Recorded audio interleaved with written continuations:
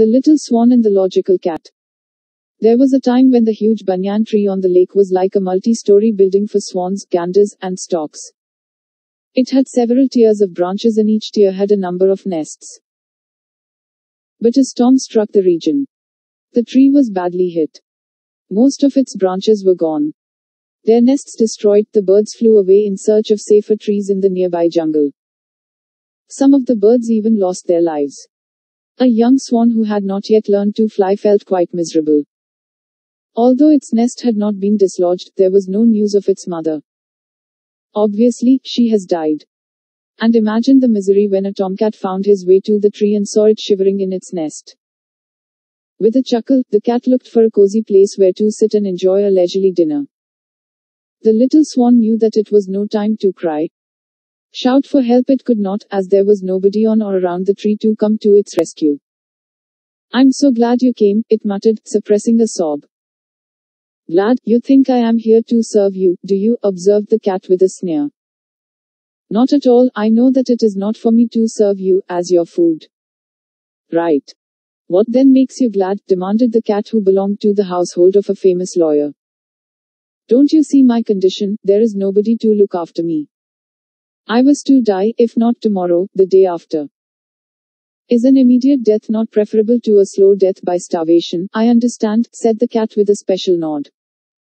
He had learned that from his master. "My only regret is, I won't taste like a swan to you." "That is nonsense.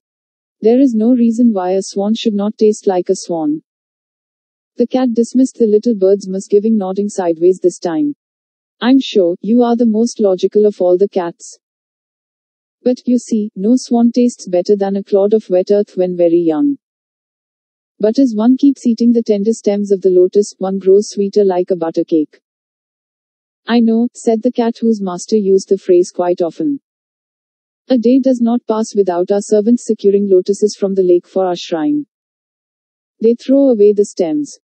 I can bring some for you, it is for you to decide whether you should like to eat a clod of wet earth or a butter cake," said the little swan in a detached tone. "I don't mind waiting for a week for you to enjoy my flesh better." "You are reasonable," said the cat. He went away raising a triumphant tail and returned with some stems in an hour. And this he did for a week. "Frankly, Mr. Tom, by now I should taste like a butter cake, at least like one made by an apprentice. But if you want me to taste like one made by a professional, of course I will like you to taste like one made by a professional." "Of course I will like you to taste like one made by a professional," cut in the cat. "Then I should be fed with a little milk a day for a week." "I know," said the cat. He had no difficulty in fetching milk, for that was plentifully available in his master's kitchen. And this he did for another week. The little swan kept assuring him that it was growing sweeter by the day.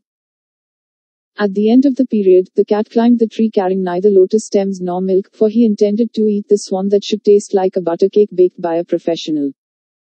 In fact, he had fasted the previous night to enjoy his food better. But the nest was empty. "Hello, Tom, rather Mr. Tom, look here." The cat looked up. The little swan sat on the top branch of the tree, basking in the soft sunlight, looking like a milk-white lotus. "As I grew sweeter, something more also happened to me. I grew stronger in my sides. My tiny wings began flapping. And suddenly I found myself here," said the little swan. "I know. That should be natural, though." The cat stopped. He did not want to confess that it had not occurred to him beforehand. "But will you please come down for my sake? That won't be natural. Now that I can fly, I am in no mood to die. You should appreciate this, as the most logical cat you are." The swan soared high and descended on the lake in style. Thanks for listening. Please do like, share and subscribe to our channel.